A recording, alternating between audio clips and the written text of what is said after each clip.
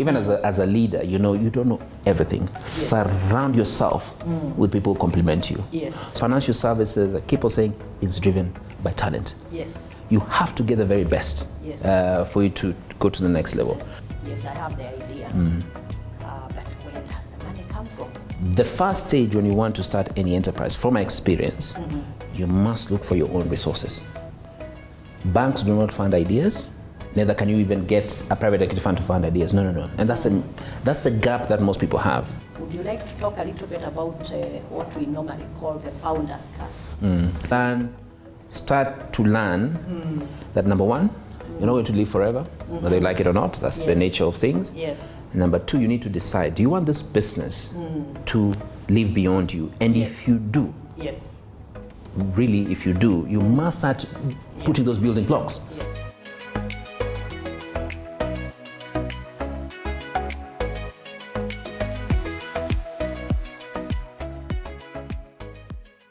And then, so did you go for the PhD, the master's and PhD program? Yeah, so what happened is, so remember I was a student for 3 years in London.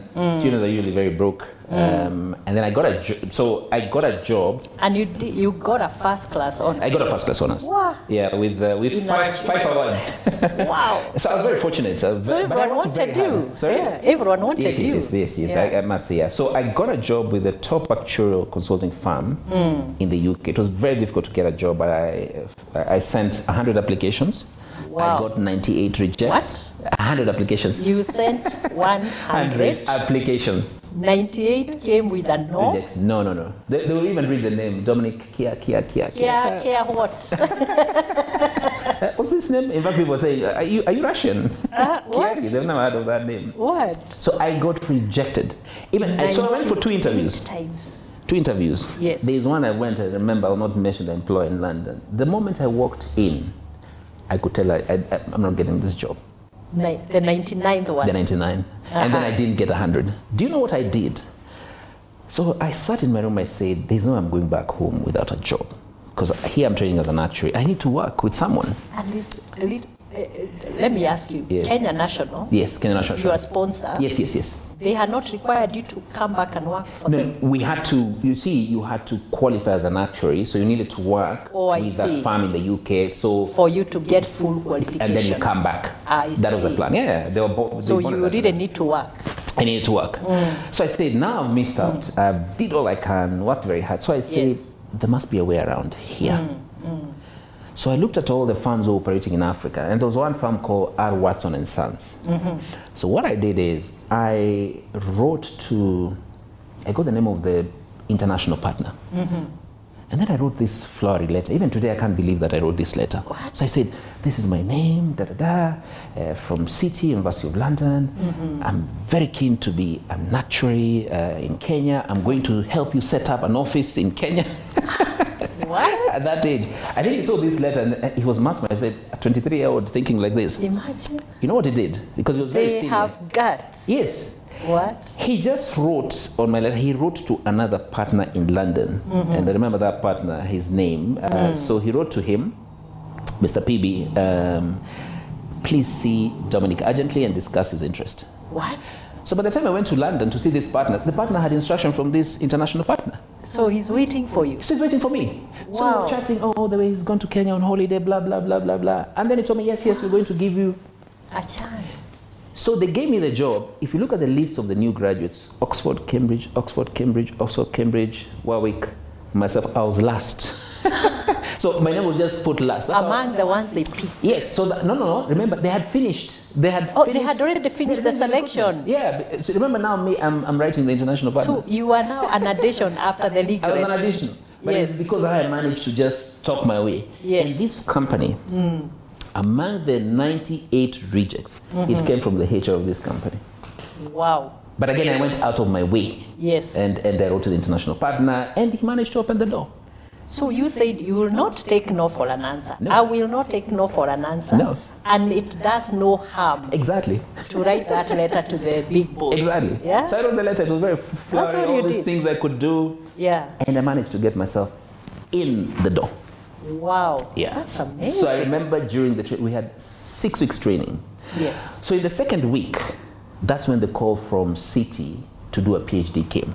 Now remember, I have tasted my first month's salary. Yes. Here I was a broke student in London. London is very expensive. You had nothing. Now here I'm getting salaries in pounds. I said, I'm going to do a PhD again. I live by a salary. Let me qualify. I knew I'll do a PhD later on. Yes. But let me qualify first, since I have a job. Yes. So that's why I decided to give up on that PhD. At that point in time. At that point in time. So I continued with the job. We had a 6 weeks training. It was extremely rigorous, so we did nothing but being trained. And even some of the training we did in those 6 weeks, I can still remember some of the videos they're showing us. Yes. So so within 6 weeks, we did an exam. Again, I came top. Wow. You beat all the Oxford and Cambridge students who had been preferred to you. Yes. But then when I went there, there's something that struck me. I said, there are 2 universities called Cambridge and Oxford. I must figure out these universities. Yes. I knew about them historically. Yes. But I could even see, because one of my housemates actually went to Cambridge and he did chemistry. Yes. It was brilliant. And the way you do stuff very quick. I knew these universities, there's something in them. There's something about them. And I had an ambition to do a master's. I said I will do a master's degree either in Cambridge or in Oxford. Only those 2? Only those 2.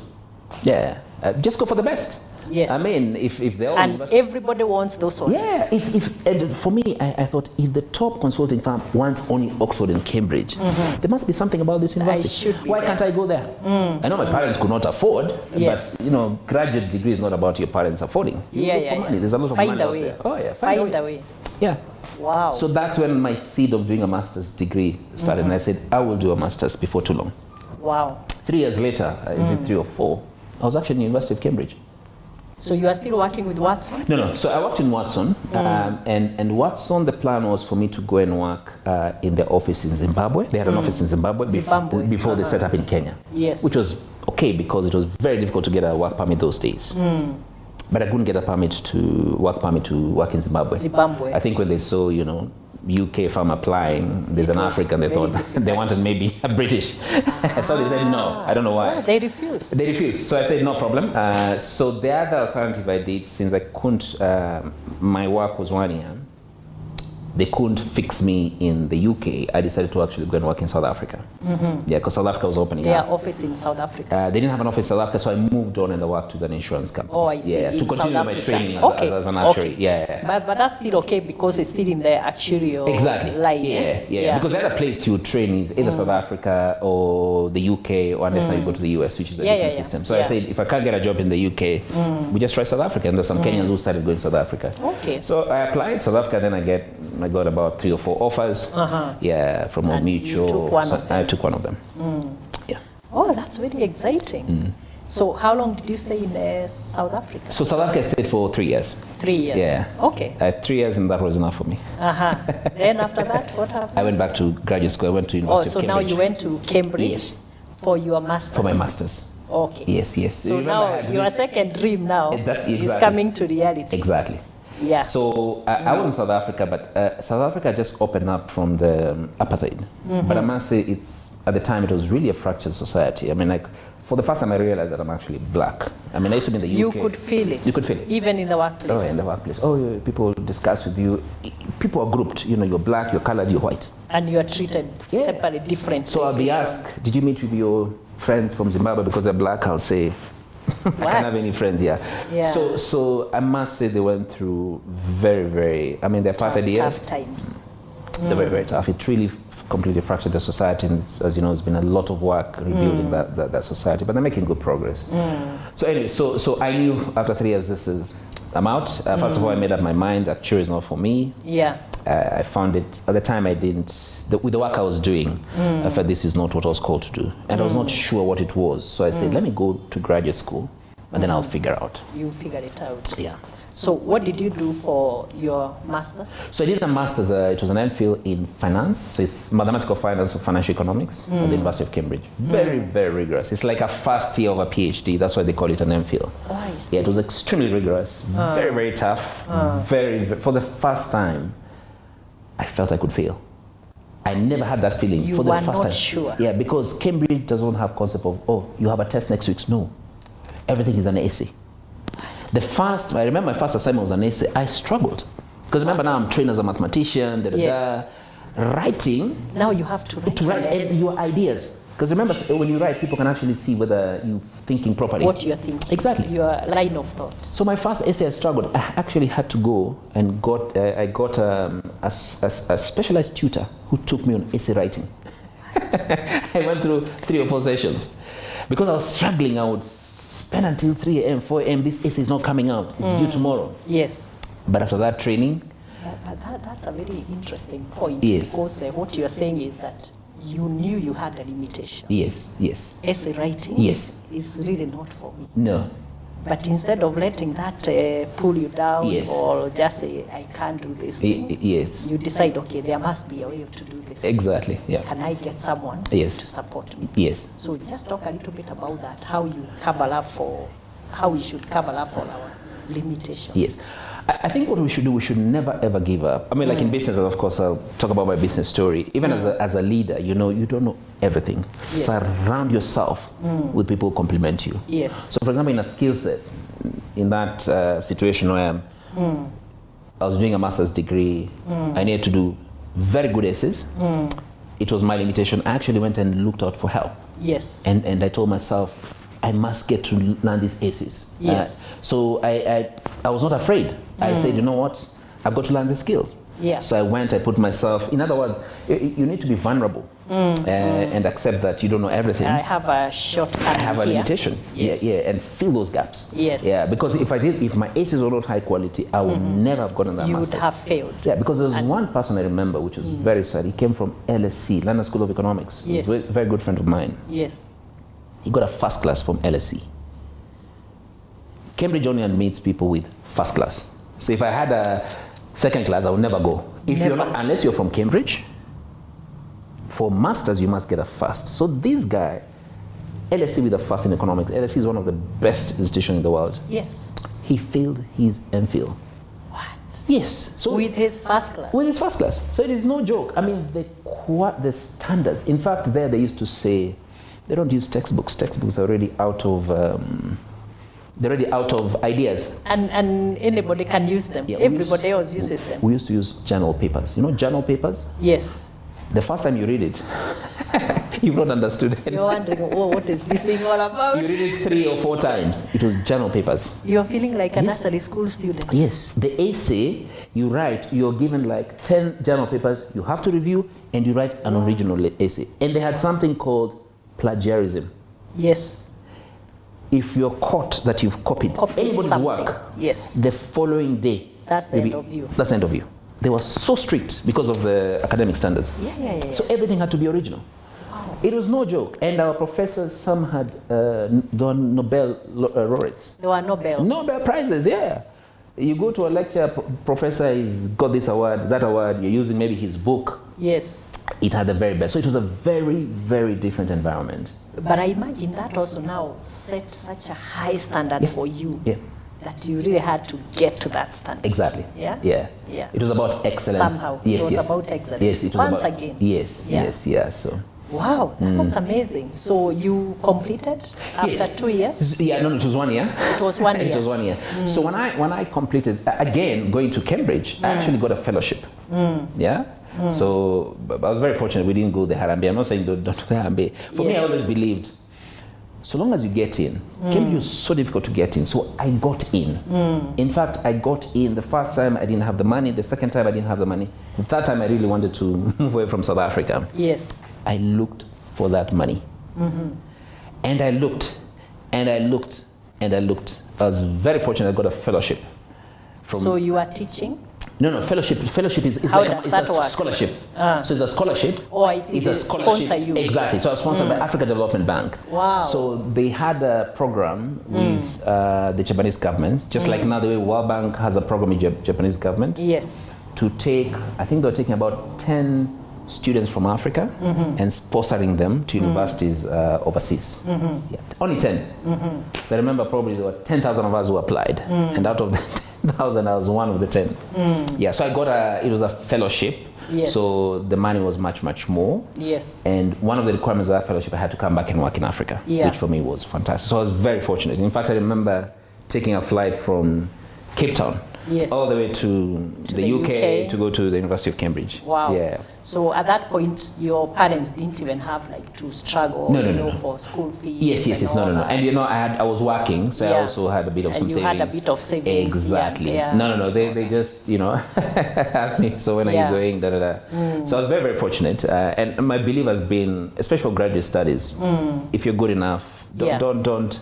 There's a lot of money out there looking to sponsor, bright people. You should be able to definitely get funding. Yeah, you just need to be diligent. Exactly. But also proactive. Absolutely. In looking for those opportunities. Exactly. Yeah. Both you can't just sit back and wait for the scholarship to find you. No. You have to go out there and know these are the guys who have scholarships for this category of students. Absolutely. African women. Yeah. Some are for specific disciplines. Yes. There are some now for STEM courses. Exactly. Look for them and then, of course, apply for them. Absolutely. And you will get it. Exactly. Somehow. Yeah. Okay, that's amazing. Dominic, now you've finished your master's at Cambridge, University not anywhere else. It's called University of Cambridge. University of Cambridge. I must pronounce it nicely. Not Cambridge. Not Cambridge, Cambridge. Yeah. So then, what next? What happens? Okay, so firstly, let me say going to Cambridge was very transformational for me because Cambridge is a top university, in actually the Western Hemisphere, in Europe. Very, very, very strong. I mean, I was there with the brightest and the best, very insightful professor, but also to understand how knowledge is imparted. Knowledge is not just about reading a book. Global knowledge. Global knowledge. As I say, we are writing essays. Yes. So you have to express yourself and defend your point of view. We had to read journal papers, which were very, very insightful. So for me, it was very transformational, completely transformational. Yes. So that's when I discovered this area called investment banking. I didn't know what investment banking was. Of course, I used to hear investment bankers were paid a lot. So when I was in Cambridge, that's when I knew how talent is desired by big organizations. Yes. The Goldman Sachs, the JP Morgan, everybody would literally camp in the university. We used to have from September, they're calling it Michaelmas term, from September to December. That was the first term. Yes. So all these organizations will come every evening. So we had a schedule. You're given a booklet. This evening who is there, that evening who is there. Wow. And they had like their own rooms. They were the top firms. The top firms. And then I remember going to Goldman Sachs. When you enter, first of all, the music and the food, because now they're looking for talent. Yes. So you just go there and say, I want to work for these people. Yeah. You go to McKinsey. Yeah, so there was really, scramble for talent.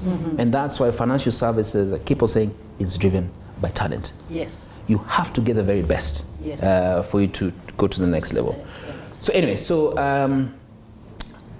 so when I went to Cambridge, I did very well. It was extremely transformational for me. But remember now, I had a fellowship from Africa Development Bank. One of the conditions was I work in Africa, unless I didn't get a job. Yes. So I identified an investment bank because I knew now I want investment banking since you work in different deals. So I was looking for an investment bank with a footprint in Africa. Yeah. So I look as usual. I landed here. I tarmacked. People say So I tarmacked, went knocking doors, and then I stumbled into a company called First Africa Capital. So a friend of mine who also went to Cambridge, was working in Citibank, introduced me to one of his friends in Citibank, who knew one of the directors at First Africa Capital. Yeah. That's how I got connected. Okay. So I went through interviews with First Africa Capital. I was very excited. It was a Pan-African investment bank, but it was a joint venture with UBS Warburg, which is a global investment bank. So after Cambridge, I joined First Africa Capital. Wow. And made a complete switch from being an actuary now to you are in investment banking, which I thoroughly enjoyed. You felt like you found your space. I found my space. And your passion. Yes, because now I was working with business and I was doing different things. Yes. So investment banking is about advising businesses.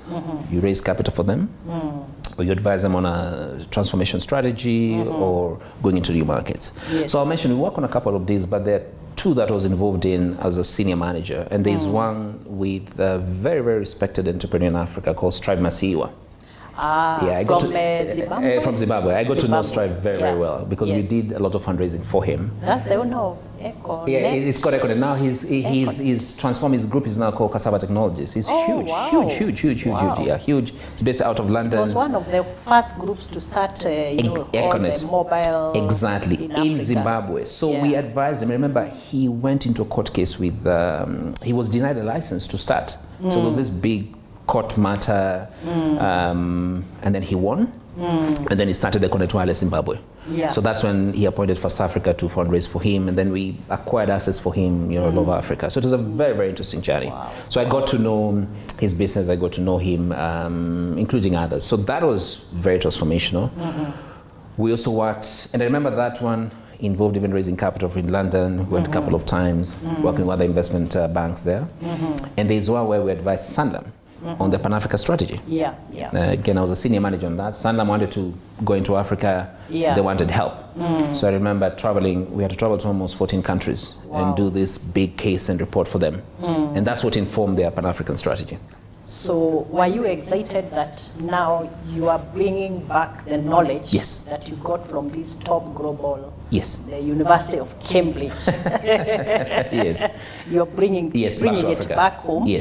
So did you find that you are creating impact and you're building, the skills in investment banking and all that, which you had told me earlier? There were very few, that time investment banking. Correct. Not many people used to know what to do and what it does. Exactly. So yes, I felt we're bringing a lot of skills. We also the business was actually had a very strong impact. You can imagine entrepreneurs helping them to raise money and helping them to fulfill their vision. I think the business was really doing some excellent work because raising capital was not easy. You either go to a bank, bank is debt financing, but you needed equity. So you need to go to investors who can give you equity. So we're on that space where there was a lot of interesting transaction, which I found it extremely enjoyable because it involved business and you're doing many things, not just one thing. Now tell me, we are getting a lot of questions from people, especially those in startups. And they are asking us, I have the idea, but where does the money come from? So now, because you are in that space for a few years, and actually from very young in your career, can you explain how does, especially a startup, what are the various options of raising money to do their business and to grow? So let me say this first. What I've learned in business, first of all, entrepreneurs must be encouraged. I always believe transformation or progress in our society comes through various people, and one of the key people who make our society progress are entrepreneurs. I mean, we've mentioned the ones in the West, but even here, James Mwangi of Equity and Mr. Monga, we have a lot of entrepreneurs in different fields. So entrepreneurs make, including other people, sportsmen, they actually make progress to happen because they solve a fundamental problem. They discover things, etc., etc. So starting a business, I think, must really be applauded. If you want to start a business, that is fantastic. Now, the question becomes, where do you get money? The first stage when you want to start any enterprise, from my experience, you must look for your own resources. Banks do not fund ideas, neither can you even get a private equity fund to fund ideas. No. And that's a gap that most people have. Like even for me, when I was in corporate, before I got this entrepreneurial experience, it was, you know what, but the idea is good. Which bank cannot see a good idea? No. I've had very good ideas. Going to a bank, they don't fund you. Banks fund on the basis of a cash flow. If you want an equity, a private equity fund to fund you, they fund you on the basis of cash flow. So what you must do as a startup, if you have an idea, start with your own money, your friends, your family, or somebody who agrees with that idea. Or your chama. But start small. And focus on generating revenue. Once you start generating revenue and you now build a building block of the business, now you can go to, after 1 or 2 years, you can go to a bank. So it's building the track record Building and a track record. demonstrating Yes. that the business model you Yes. are proposing Is working. works. Exactly. Because everyone is thinking about, okay, how will they pay me back Exactly. once I give them the money? Exactly. So you must look for that money. And I tell people before you go into business, save. If you work in corporate, save. Go there, small niche, start and Yes. focus on revenues. Yes. Once you've generating strong revenues, you go to a bank. The banks will fund you. Yeah, that's Yeah, but we go to the bank with ideas, they don't. And Yes. I've done a mistake thinking, this idea is beautiful. Yeah, but you, Mr. Bank, you're supposed to fund people. They Yeah, don't. they can't. They cannot. Yes. So focus on revenues. And then there's other thing about scaling your business. If you want to scale, that means you make it big. You must start professionalizing your business. Yes. You employ people with skills, okay? Yes. Who can help you run the business properly, so the business is actually generating cash flows and making money, not losses. Yeah. If you do that, then getting funding should not be too difficult. Yeah. So now that you are on that of building people, getting the right people, would you like to talk a little bit about what we normally call the founder's curse? Because it's a big issue, Yeah. not just in our market here. It's everywhere. But I think everywhere globally, Yeah. it's a big issue. It is. So the founder's curse, the way it is, I'm starting this thing, it's very successful, I don't want to leave. That's it, huh? And I do this thing very well. And I do it very well. It is Yeah. a very, very, very big problem. A very big problem. But the way I see it is, I think it's probably generational. Okay, see, not my generation, probably 2 or 3 generations behind, because of where they came from. I mean, there was nothing. Remember, there was no sense of security. Now you have this business. Yes. And It it's is doing well. working, it's doing well. There's also the fear. What will happen if I leave it to somebody? I'm This thing not is going to there. collapse. So we hang. And guess what? The thing goes I down. can't trust anybody else. I cannot trust. But we must learn from what other communities have done. If you look like some parts of the Asian communities, and I know very well the group that I work in is the part of that. They've been merchants for many, many years. Yes. Merchants being business people, and they've learned. They've gone through the same cycle. We're also going through the same cycle. Yeah. So what you see them doing is when a child is 10 or 12, even if somebody is running a dukawala, put that kid in front of the duka to learn the business. In the shopping floor. In the shopping floor. Yeah. Let him learn how this thing works. He learns, he makes mistake, but he's learning. So he's going through an apprenticeship. And he's creating a passion Exactly. for that business. So the question for us is, yes, I'm successful. I've got my children. At what point did I start engaging my children in this business? Yeah. So that's what we want to hang on. We've got this fear. So we must learn to start letting go. Because remember, going back to my premise, our time in this world is short. It's whether we like it or limited. not. It's limited. This business, you want it to thrive. And you leave it anyway, You leave it at some point. It must be business like, the big ones we hear in the US, America. They were founded in those centuries. Exactly. It's because they have structures. Yes. I think it's very, very sad that we have our businesses that have been founded through blood, sweat, and tears. When the patriarch goes, or the matriarch, They can't survive. it cannot survive. Yeah. So we need to start rethinking what is it that we're not doing right. And I think for me there are 2 areas. One is the apprenticeship. Let's start involving our children early enough in our business. Even if you work in the corporate, Yes. you can go with yours. If you work in a corporate in future, you want your kids to go and do something similar. Yes. Take your kids to the office to see what it is that you're To doing. understand what To you understand, do yeah. and how you do it and how you do it. why you do it. And why you do it. And then start to learn that number 1, you're not going to live forever, whether you like it or not. That's the Yes. nature of things. Yes. Number 2, you need to decide, do you want this business to live beyond you? And Yes. if you do, Yes. really if you do, you must start putting those building blocks. Yes. And say, yes, what is my succession plan? Get your kids involved at an early age. They will make mistakes, which is okay. You also made mistakes. It's part of the learning. Yes. Guide them.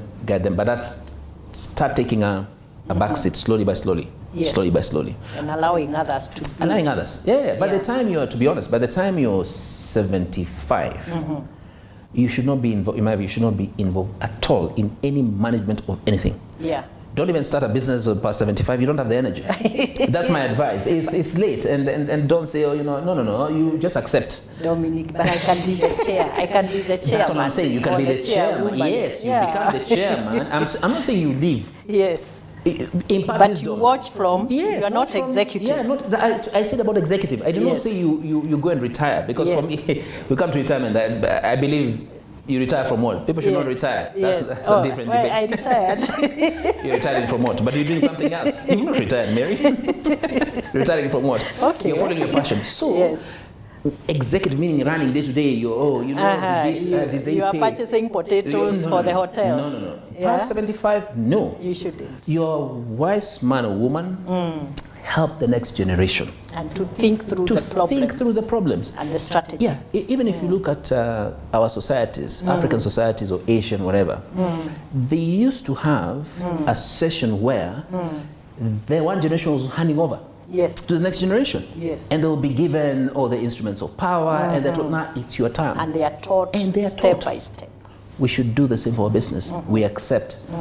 You're past 70, 75, forget about management. You're managing what? I mean, your ideas, it's gone. By the way, these people who are 20 years behind you, they're so smart. Like these days, I see like these Gen Zs. Oh my God, their knowledge of, artificial intelligence is much higher. So even for me to imagine I know everything is wrong. So I would say we have to accept at what point do we start and hand over. We must hand over. And I've seen, not to mention, I've seen very successful corporates, even in the Kenyan market. Yeah. Very successful. Yeah. They could have done much, much better if the person running them accepted, you know what, my time has come. Yeah, and it's time to And then pass the baton. Nurture the next generation. So the next generation, they don't have to necessarily to be your kids. They could be the managers you have. Yeah. Hand over the baton to them, let them take this organization to the next level, and then they hand over. Yeah. Yeah. So I find we still have more work to do, but it's starting to happen. It's starting to happen slowly. We could do a better job. I think it needs to be accelerated so that these failures that we're having could be avoided. Yeah. Yeah. Well, I guess it takes time. But what I'm hearing you say is that we just need to share our purpose and our vision for the business with others, whether they are family members or not, and then allow them to continue. Absolutely. But we are still watching. Oh, yes. And guiding them. And overseeing. Yeah. Yeah, but not the doing. Yeah, not the doing. And don't interfere. And interference. don't interfere. Let them make decisions. Yeah, because the trends are changing. Yes. I mean, every day is a new day. Yeah, let you be the bouncing. You can be sort of a bouncing. Yeah. You bounce ideas off, but don't interfere. Let them run. Accept your time is up. 75. Start now going on those cruises. Now you can call your semi-retirement, Mary. And you are leading by virtual calls. Virtual calls. What's going on? And they'll call you when there's a problem. Take a trip. Those things you never did. Go somewhere. Go travel, see the world. Yes. Yeah, do something. Wow. Yeah. Okay, but let your business run by other generation. Your time is up. Yes. Yeah.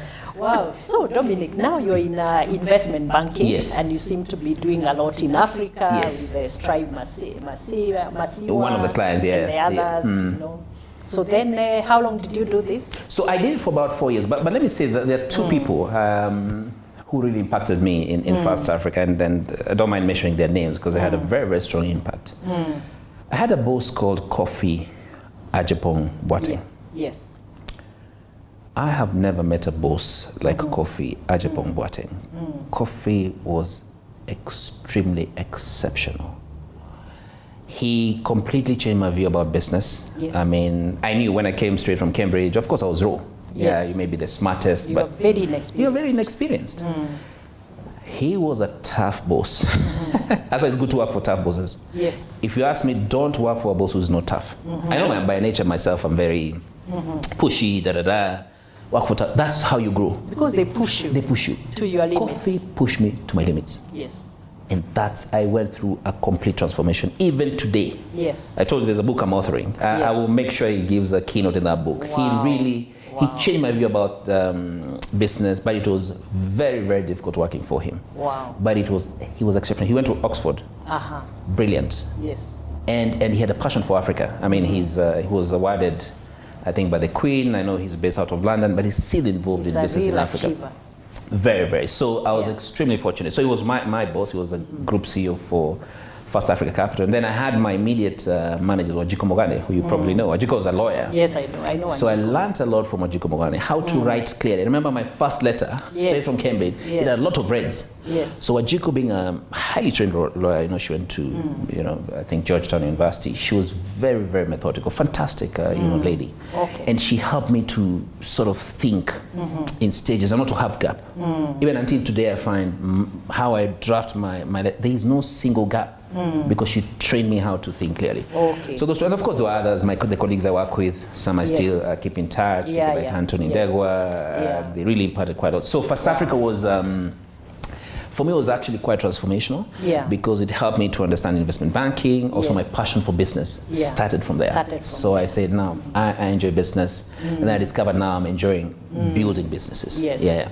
So what I'm hearing is that in our careers, we need one or two mentors, people who really change the way we think about things, the perspective about our careers, how we view things, the discipline of execution and things like that. And that's what you got from those two. Exactly. Yeah. No, it was. I was very, very lucky. I mean, because I worked with the best. At the time, First Africa was a top investment bank in Africa. Yes. Because we had an office in Nairobi and an office in Joburg. Yes. We did all the big deals, and then it was acquired by Standard Chartered Bank. Acquired by Standard Bank. As you know the story, Yes. But it was fantastic. I mean, the team of people who were there, very talented. Okay. Yeah. Oh, that's amazing. So where did you go after that? So after that, I developed an interest in... It's getting more and more interesting. In private equity. So there was a thing called private equity. We had started a fund at First Africa. Yes. So I started getting an interest. What is this private equity stuff? It was now...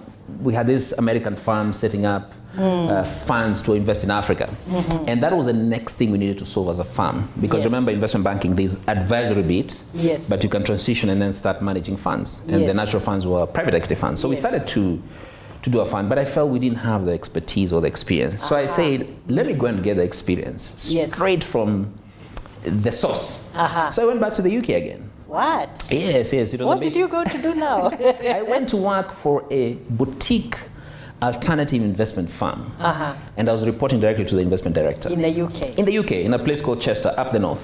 So I said, you know, with this experience, you can't get experience from the book. So I said, let me just go there. You need people who have done it or who are doing it. Yes. So I went there, I did my other 3 years, and I said, okay, enough of this working out of the... But it was very, very good. I worked with an investment director. He was called, he had a PhD, he was very, very smart.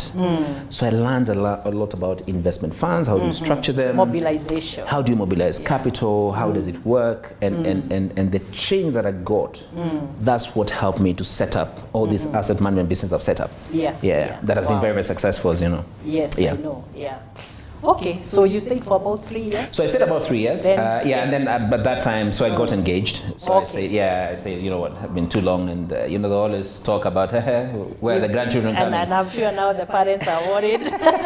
This young man. No, I was a very liberal bachelor, and look, after having lived in the UK for more than 10 years and 12 years, you also get a bit tired. Now. I felt it's just time, you know, to come home. So I came home. Oh, you came back home? Yeah, so I came home. Got married? Well, not immediately, but I was engaged. So when I came, I worked for a consulting firm, I think for a year, and that's when I went to Britain and started the asset management business from a blank sheet of paper. Wow. There was nothing. There was nothing. They had insurance. They were so afraid this thing is not going to work. Yes. So the then group CEO showed me the office. You'll be in this office. Okay, so there was an interview, of course. I saw an ad. So the ad was investment manager. So I felt this is what I used to do in the UK. So let me just apply. Because by that time, I think First Africa had already transitioned to other things. So and the private equity strategy was no longer there. So I said, let me try this thing out. So when the ad, when this recruiter invited us for an interview, invited me and others, because the ad did not include the name of the company. Oh, I see. It did not include the name of the company. If they include the name of the company and I saw insurance, I would have never applied. You would never have had any interest. No. Because I worked for an insurance company in South Africa. I said never again. I found it too slow. Oh, it's too slow. And it was not your thing. That was not for me. So anyway, so when I went to this interview, this So I asked him, so which company is this? The recruiter now. The recruiter, they said, it used to be called British. They said, British Insurance? I said, no, I'm not interested. He said, no, wait. It is not the insurance. They're starting a new thing. I said, really? Oh, now you get a bit excited. I got excited. So I got excited by starting this new thing. Challenge of starting. Exactly. Oh. So I went and I started. I've been starting business for other people. Wow. From nothing? From nothing. No idea. They did not even know what is this thing. They knew. They had some idea. Old Mutual had started something. They knew we wanted some investment. They didn't know. Yeah, by that time, I think they probably were the second to start. We were second. Britain Asset Managers. It was not common in this market. No, we were the second. Yeah. Because the skill, the talent was not there. Yeah, it was. So I was very lucky. And the market did not understand. The market did not understand. That space is. Yeah, but Old Mutual was very successful.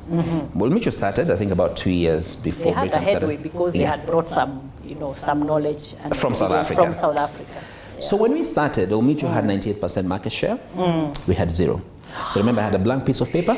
You are a complete underdog. Yes, and I was given a pad, and it was written Britac. I was told, good luck, start this thing. We just want money. And then Group CEO told me, it was That's CEO. Benson? Yes, he told me, but I don't understand this thing. So I should not go to his office for help. And to ask for advice. So I was on my own. What? I knew if I fail, I'm out of a job. I get kicked off. It's up to you. Yeah, it's up to me. Right. I had to make it. Yeah. So for me, it was a night. In fact, when I got the offer, so when I went to see him, he said, look, he's seen 3 people, he wants to give me the job. I asked him 2 things. Do you have capital? He said, yes. Do I have straight access to the decision makers? He said, yes. I said, where do I sign? Okay, so you accepted? I accepted. Okay. With nothing. Wow. So I started. Was that a leap of faith or what? No, remember now, I had been to the UK. I had worked in investment bank. I think once you work as an investment banker, even those who've worked as an investment banker, there's nothing you cannot do. You have that confidence. Yes, because it's in yourself. Yeah, investment banking, it's solving a problem. Yes. You're solving a problem for others. Yes. So you can imagine, we were raising capital for Strive Masiyiwa. Why should we fail to raise capital for him? He's given us a mandate. Yes. We were helping business to expand. What should we do? So investment banking gives you this go-getter that it must be done. You can do it. I can do it. And also going to Cambridge because it was so challenging, and you survived it. So it gives you this extra confidence that look, this hardship you can overcome. There's nothing I can't achieve. Exactly. Yes. So long as I do what I need to do. Absolutely.